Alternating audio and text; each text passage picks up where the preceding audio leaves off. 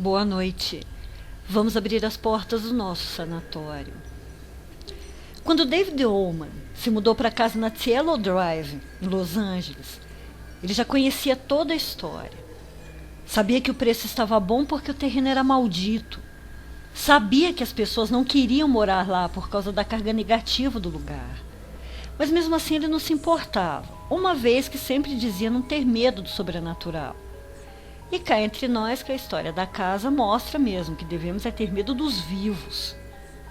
Ullman sabia que estava indo morar onde a atriz Sharon Tate, seu bebezinho ainda na barriga, e mais 4 pessoas foram assassinadas pela família Manson. A mansão original onde os crimes aconteceram tinha sido demolida, e em seu lugar estava uma casa, menor, mas não menos bonita. E por ser um terreno até que grande, o pai de Ullman comprou outro pedaço e eles resolveram construir lado a lado. A construção começou imediatamente, e as manifestações também. Já nos primeiros dias, o pedreiro disse a Ullman que ouvia passos e vozes vindos do último andar.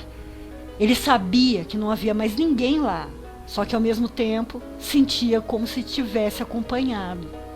Mesmo assim, sempre percorria todo o lugar procurando alguém que pudesse estar escondido, só para ter certeza de que não havia mesmo ninguém, mesmo apesar da sensação de presença continuar. Em junho de 2004, Ullman já estava estabelecido na casa. Em uma madrugada, acordou em torno das 2 da manhã e viu uma aparição de corpo inteiro apontando para fora. Segundo Ullman, não dizia nada, apenas apontava. Gesticulou bastante por alguns minutos e desapareceu. Na mesma hora, ele se lembrou dos crimes e foi até a calçada, na direção para onde a aparição apontava. E ficou por algum tempo imaginando se algo ligado aos crimes poderia estar escondido ali. Mas não tinha como cavar a calçada, então ele acabou deixando de lado. E o fato estava quase esquecido quando Ullman viu uma fotografia de Jay Sebring, amigo e cabeleireiro de Sharon, que também foi assassinado na mesma noite. E aí ele se lembrou da aparição. Era a mesma pessoa.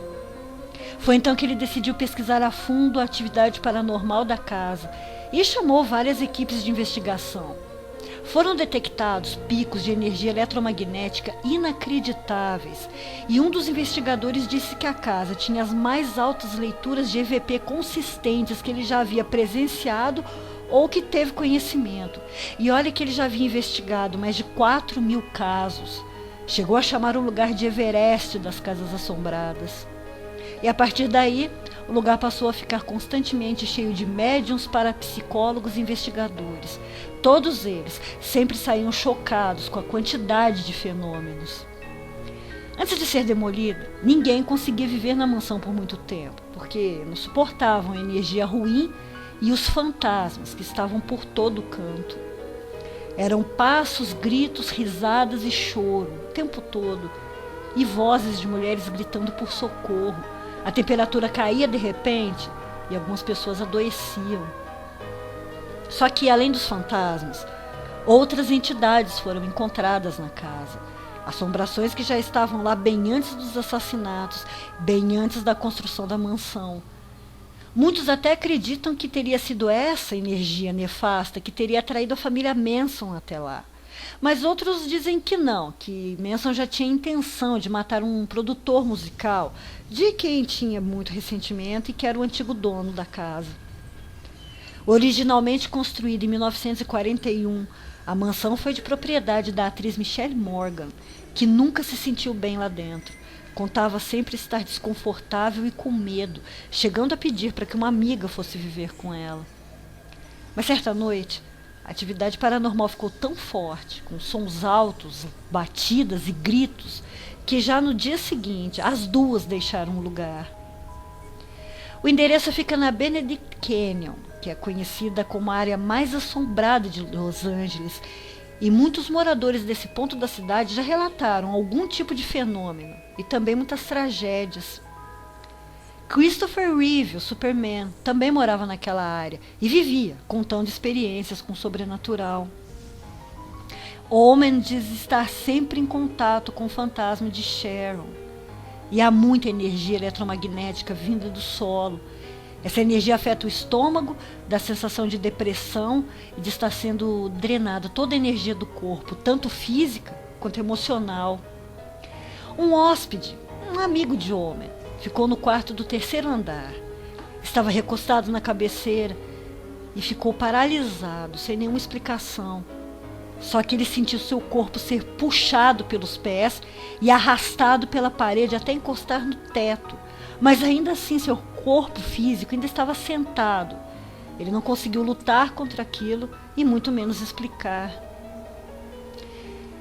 Há uma parte da montanha, praticamente dentro da casa, no porão, está exposta, como se fosse uma das paredes. E é de lá que vem a energia mais forte. Acredita-se ser dali o ponto de força das entidades e fantasmas que habitam a casa. Todos, absolutamente todos os médiuns e investigadores que estiveram ali disseram que naquele ponto exato está enterrado um cavalo. O investigador amador é mais de uns muitos que juraram não mais entrar na casa. Durante a investigação, ele ouviu gemidos de dor vindo de um dos quartos e logo em seguida sentiu-se muito fraco. Precisou sentar por alguns minutos em uma das escadas e começou a ouvir vozes conversando atrás dele. Acabou indo embora e ficou doente por vários dias depois. São muitas as visões dos espíritos de nativos, provavelmente também enterrados ali. E um dos médiuns disse que eles são muito raivosos porque Manson e seus adeptos, com o que cometeram lá, acabaram profanando um solo sagrado. David Omen disse que uma maneira dos fantasmas se comunicarem com ele é derrubar seus bonecos da lareira e falam com ele o tempo todo. Outra investigadora, essa também jurou nunca mais voltar à casa, teve uma experiência traumatizante antes mesmo de entrar. Logo ao chegar de carro, viu que em sua direção se aproximava uma mulher grávida.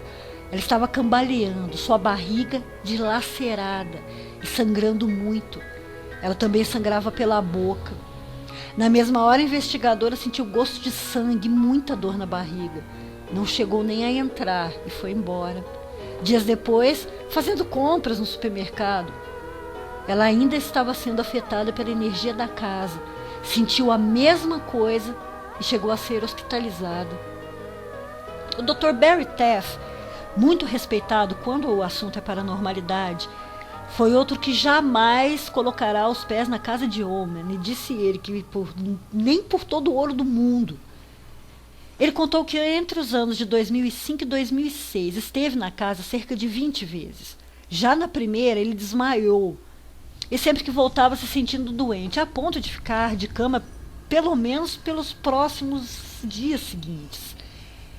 Mas ele confirmou que não apenas essa energia está presente na casa, mas há sim muitas assombrações inteligentes, e isso foi comprovado pelas vozes e anomalias de luz.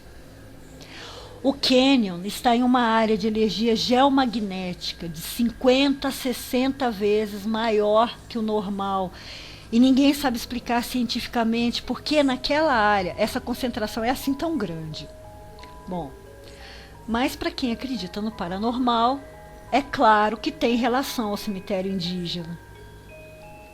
Sempre há muitas batidas nas paredes, o tempo todo, independente da hora do dia ou da noite, e muitos vultos e sombras perambulando por toda a casa. Omen disse que apesar de ver o fantasma de Sharon Tate, do seu bebê com frequência, ainda não teve nenhum contato com Manson ou com nenhum de seus adeptos. É possível que seus fantasmas não estejam por lá, mas ele diz que com certeza a energia deixada por eles está sim e bem forte. Ele acredita que apenas ainda consiga viver na casa e manter sua saúde intacta, porque não interfere nas atividades paranormais e sabe que está vivendo em um lugar que de fato não lhe pertence e convive em harmonia e respeito com todas essas entidades. Semana que vem eu volto com mais um lugar perdido no mundo, mas um lugar onde os fantasmas são os donos.